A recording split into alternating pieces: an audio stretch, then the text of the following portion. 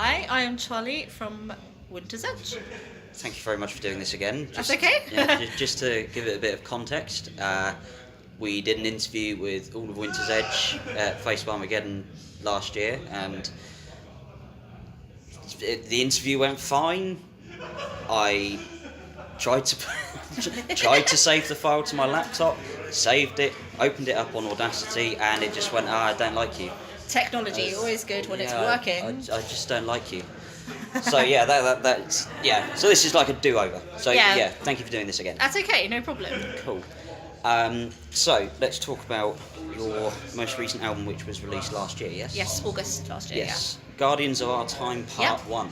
Yes, Part 1. Please tell me about that. Again. So Guardians was originally, it's all been written by our guitarist and co-founder of the band Jez. It was a little bit like the first album in the sense that it was a little bit of a project in the sense that we had lots of different musicians from different backgrounds come in and have to do their piece on the album. So there's a couple of different drummers on there. You'll hear from bands such as Mask of Judas and stuff like that. Different guitarists. Couple of different bass players. Frank from End of Salvation does a solo on one of the songs there as well. And initially we were going to have a few different singers, but because the touring and stuff like that and doing gigs, we thought actually it'd be more handy just to have one sound. So we stuck with that, and it after a few sort of rewrites and rejigs, Guardians of Our Time Part 1 was eventually born, and it's based on Jez's. Jez has got like novels that he writes, really? So a lot of it's based on his kind of storyline. So yeah, okay. Oh, I didn't know that. So yeah, there you go. It's it's all kind of based around his like he's got like comic book novels, so it's all kind of based around that. It's like a storytelling thing. Yeah, no, it's really good. It's definitely a strong album. We're pretty happy with it. I'm looking forward to the next one.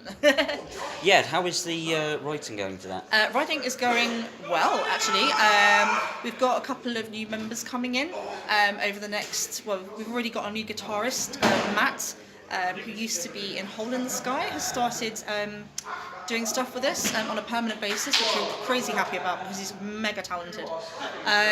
And we've also got hopefully a new bass player coming in from summer onwards on a permanent basis. We've currently got Chris from Terrible Depping for us kindly while we found the new bassist, and obviously had someone in the interim. So Chris is really good, he's really reliable, he knows his stuff and he really enjoys the music, so that's always a help.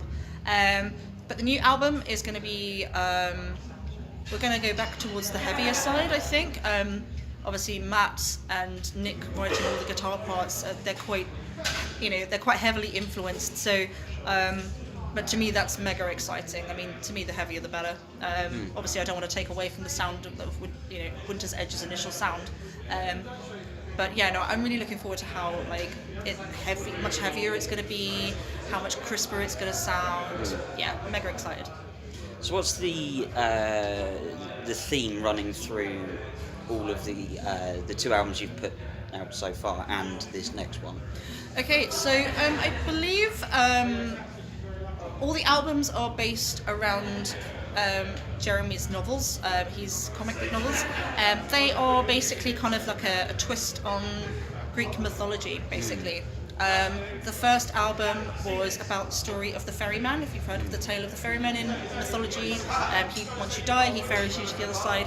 The first album is about, from what I believe, is about how the ferryman trades places with a mortal, and they have to kind of learn to live in each other's worlds and do each other's roles, and how they have difficulties coping with that. So that's kind of an interesting sort of take on the myth and kind of making a story out of it. That was really, really cool. Second, the EP, The Deceivers, was literally as it sounds. It was one of Jeremy's kind of let it all out albums, I guess, or EPs. It was literally, as it's titled, The Deceivers. It's about deceit.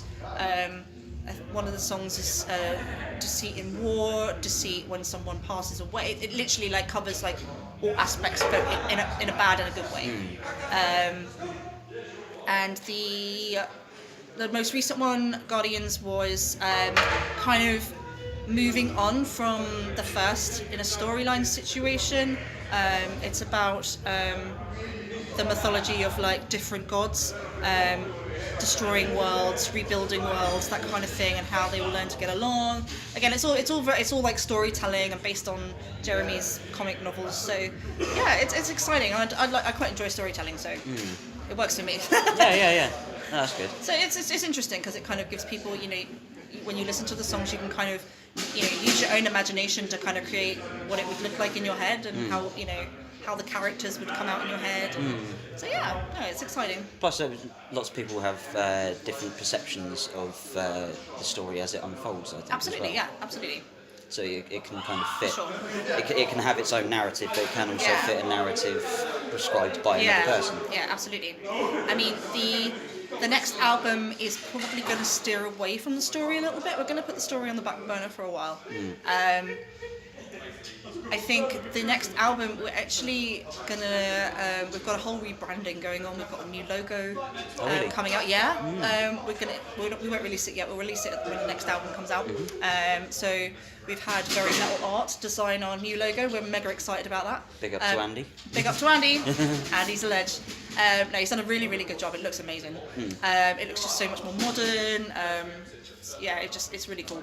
And so much more workable with as well, for sure. And the next album, we were kind of thinking of like, if we wanted to steer away from this, like the comic book storyline, like what direction would we go?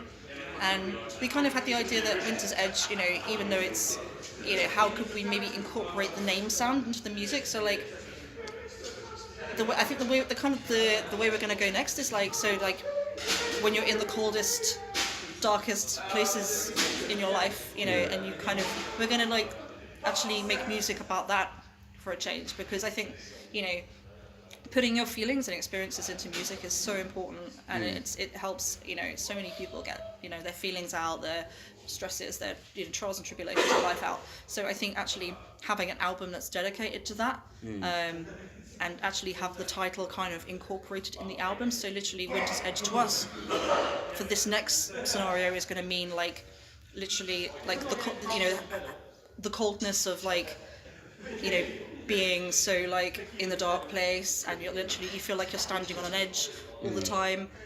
You feel like you're going to fall over, but you never do. That's kind of how we're incorporating it in the next album. So it's going to be a little bit different. But we will come back to the storyline. The storyline's not going to go away. It's still there. That will probably come again in either the album after or the album after that. But yeah, so we try a different direction with the lyrics and stuff, and just see how it goes. See how it goes down. Do you see it changing over time? Because obviously you guys have had several lineup changes. Yes, I know. So how have you seen the band's sound change with each iteration of the band, if indeed it does? Well, Jeremy, the founder, has always been the main writer, so it's always he's got quite a distinctive sound. Jez is actually off at the moment. He's not doing much with the band at the moment. He's taking a step back because he's got quite bad tinnitus. His doctors have advised him he can't perform, so it's a really hard time for him. So myself and Nick, the other guitarist, are taking the reins for a little while.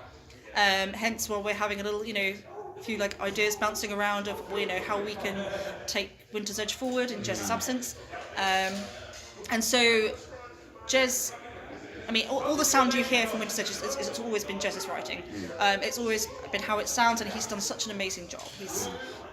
His composing is incredible. He's very good at it. He's got a knack for it. And each different member we've had has brought something new. I mean, we've always said to anyone coming in, like guitarists particularly, there's certain solos obviously that have been done by different musicians on the albums in the past, but we want you to bring your own element to the band. We want you to bring your own spin, because at the end of the day, you are your own person, you are your own sound. So it's always worth giving anyone like that a chance to actually use their own sound, how they would play the solo, how anything like that. So I guess moving forward, the sound might change a little bit. It will probably go a little bit darker, a little bit heavier. but we're still kind of keeping that whole sort of symphonic-y power metal kind of sound because that's who we are, and that's what we love doing. So Yeah, it's quite nice to just have like a main line. absolutely. through Oh god, everything, yeah, absolutely. You don't want to deviate too far. Yeah. Otherwise, you might as well just become someone new. You know. It's, Yeah, that's very true. but that's what we love playing as well. We're good at it. It's what we do. It's what we enjoy. So it will still be that theme for sure. For sure. No, that's good. What was my next question going to be? Normally more professional than this. That's okay. Have you not got it written down? No.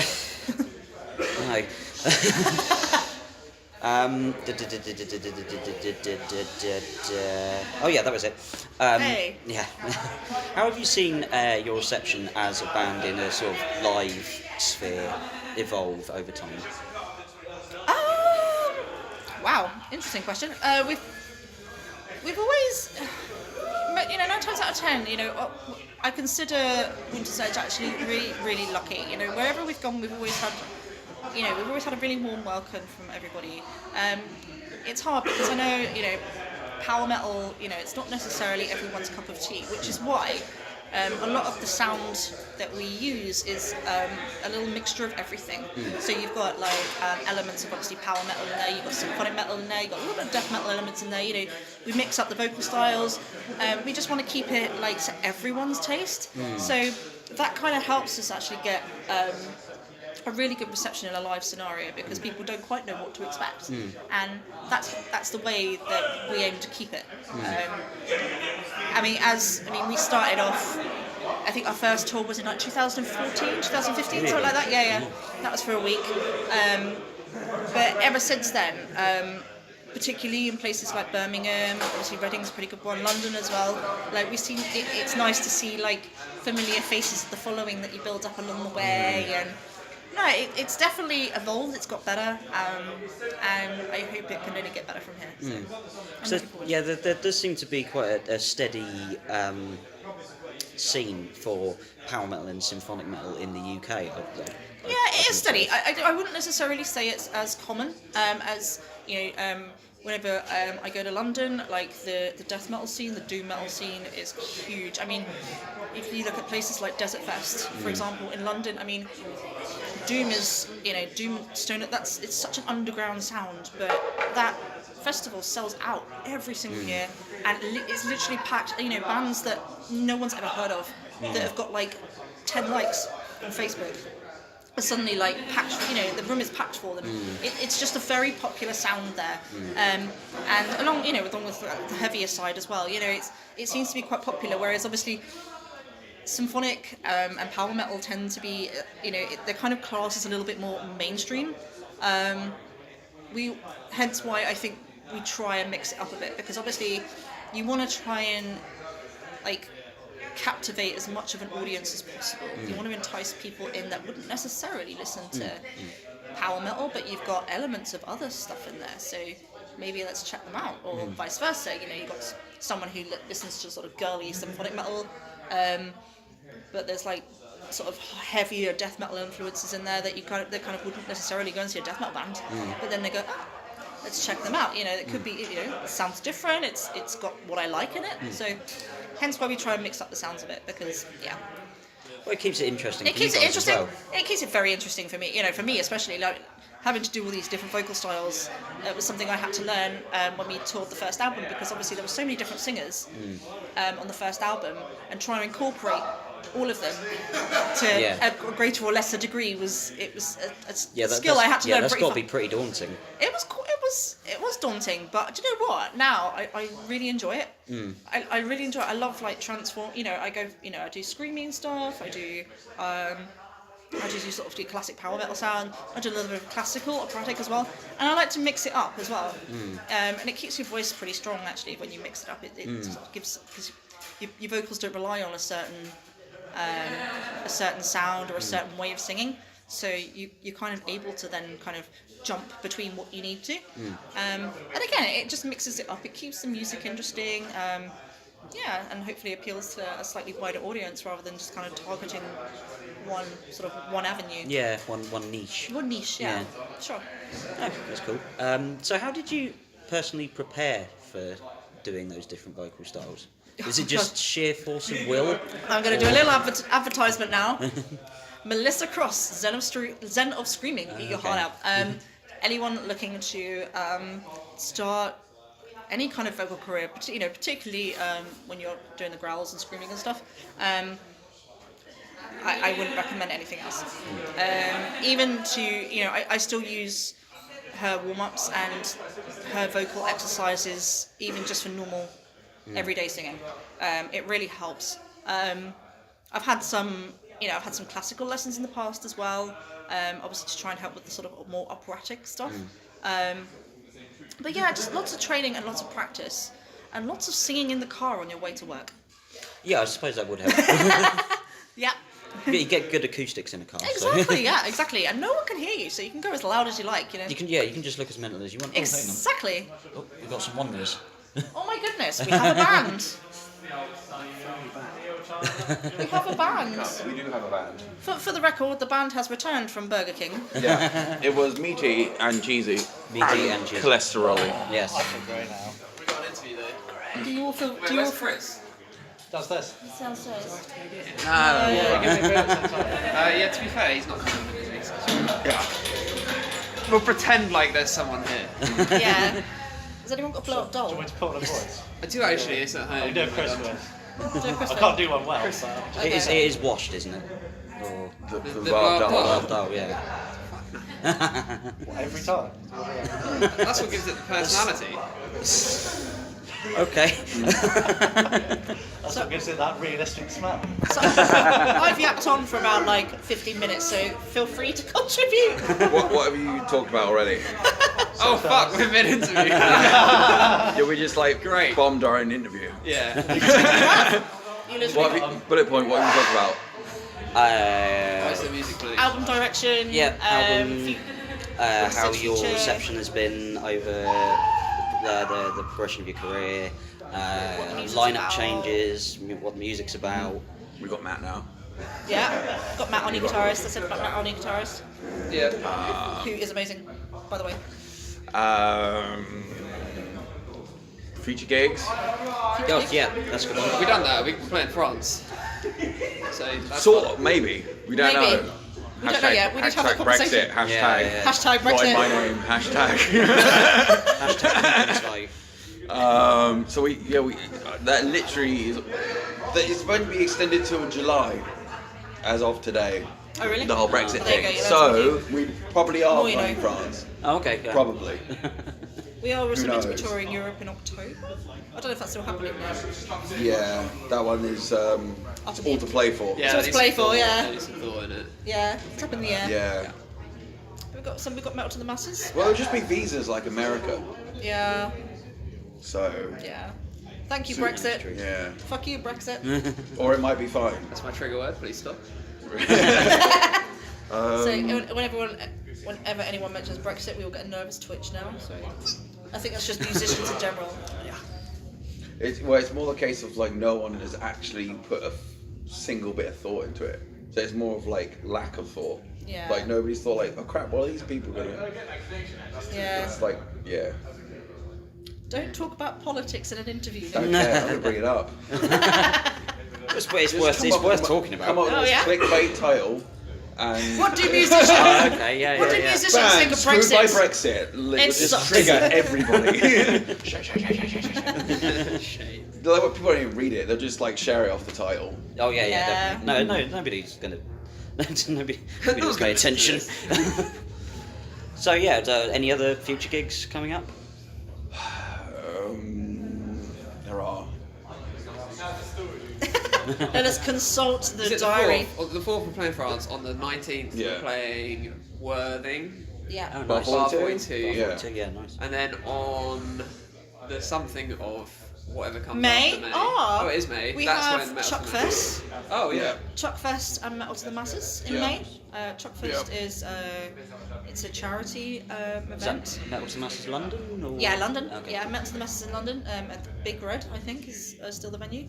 quite cool. Chuck Fest is being held at the Unicorn in Camden, it's just around the corner. So everyone might as well stay up there, really. But yeah, no, Chuck Fest is a charity event. It's the same day. No, it's the day after. No, day before. Sorry, Does that mean we get a hotel? I don't know why. I think hotel is required. Hotel might be required. Second, that's a little one. Oh, so yeah, this is how like sober our band is. Like you hear of like bands being so drink, drugs, rock and roll. We're all old and have children. We all want to Not go that to old, bed. just lame. He's not old. But we all we all have I just either downed, are old, Lives. want have kids. I just downed half a Sprite Zero. That's pretty Yeah. It's pretty hard. Chug, Yeah. chug, If it was a chug, regular chug. Sprite, that'd be You don't want to see Yeah. it. But yeah, Chuckfest is a got a drive, charity yeah. event for those people that know the band Death. It's a charity dedicated towards Chuck, the guitarist who passed away. So lots of fans get together, and each band, I believe, has to do a Death cover. So that's interesting. we will be doing our first Death cover, which should be interesting. I don't know much of Death. I know bits. But yeah, I'm looking forward to that actually. I'm Should be- excited to find out. Exactly, yeah. Take that any way you want. But we are headlining, so it's a good hour set. So we'll be able to get some good songs in there as well. Might be able to do 2 covers. Oh god, no. I wanted a Sabbath cover. See how much power metal we can get to. Yeah. Power metal symbolic. Don't tempt me. Totally worth It will happen. It will Breaking happen. out There will be Spider-Man. synths. We'll just jam it in there, jam a load of Oh, power. yeah, Yeah, totally. That'll work, yeah. Totally, yeah. What could possibly go wrong? How bad could it possibly sound? Death metal is now scientifically proven to enhance joy in your life. Exactly. Yeah. If it's on social thought it was media, the other it's way around. true. Exactly. I thought it was 100%. But actually, I'm gonna go with it that. doesn't cause people to kill each other. Was that? But yeah, And I think it's more the Wasn't it make yeah. people happy? I was thinking it doesn't make them kill each other. well, I Yeah. don't know because I only read the title. That was it. Yeah. No more. I read at least 3/4 of the whole BuzzFeed article. So. Oh wow. Wow, you got 3/4 of the way through your Yeah, BuzzFeed article? BuzzFeed article, Jeez. Don't I got up advise. to 0.7 out of 10. Oh, okay. Yeah, Wikipedia. Was it one of their- Move over. BuzzFeed. I read is the insane. pictures. Wasn't one of their list accounts, was it? Well, that's at least 1,000 words per picture, so Yeah. it adds up. Makes me sick.